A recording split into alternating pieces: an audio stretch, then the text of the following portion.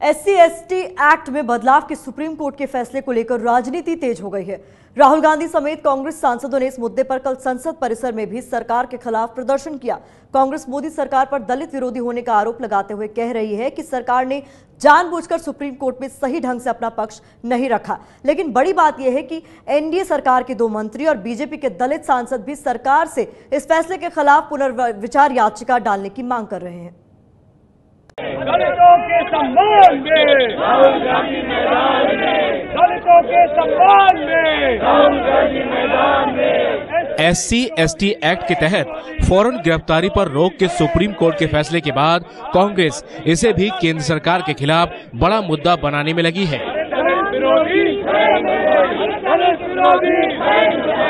संसद परिसर में नारेबाजी करते हुए कांग्रेस नेताओं का आरोप है कि सरकार ने सुप्रीम कोर्ट में दलितों का पक्ष ठीक से नहीं रखा।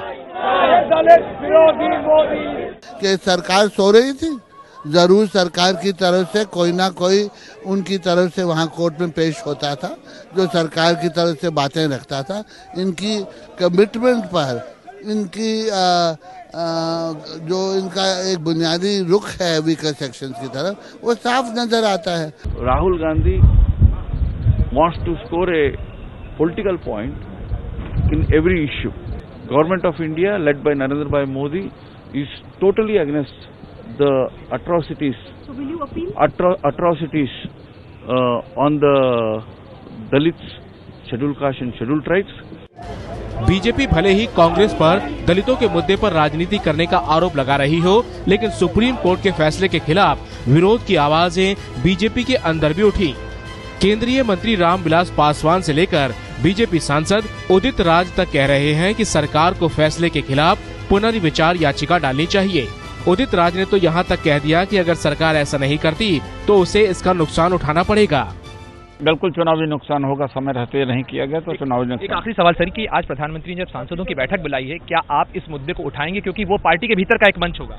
बिल्कुल उठाएंगे। मैंने प्रधानमंत्री जी समय भी मांगा, हमें उठाना भी चाहिए। अरुण जेटली जी का और अमित शाह जी का भी ये ओपिनियन है कि भाई वो भी मतलब ये सुप्रीम कोर्ट के जजमेंट से हैप्पी नहीं है, तो उन्होंने रविशंकर प्रसाद जी को सूचना दी है कि भाई जल्दी कॉपी मंगा कर जजमेंट की उसका स्टडी में करो और रिव्यू पिटीशन के बारे में विचार होना चाहिए। दरअसल सुप्रीम कोर्ट ने SC/ST कानून के दुरुपयोग की आशंका जताते हुए आदेश दिया था कि SC/ST एक्ट के तहत शिकायत के बाद फौरन गिरफ्तारी न हो। गिरफ्तारी से पहले जिले के SSP की मंजूरी लेनी पड़ेगी। SC/ST उत्पीड़न का मामला दर्ज होने पर अग्रिम जमानत के लिए आवेदन किया जा सकता है। मामला आधारहीन देखने पर अग्रिम जमानत मिल सकती है। दलितों की राजनीति करने वाले नेता इसे SC/ST एक्ट को कमजोर करने की कोशिश के तौर पर देख रहे हैं। प्रणय उपाध्याय के साथ रवि कांत की रिपोर्ट।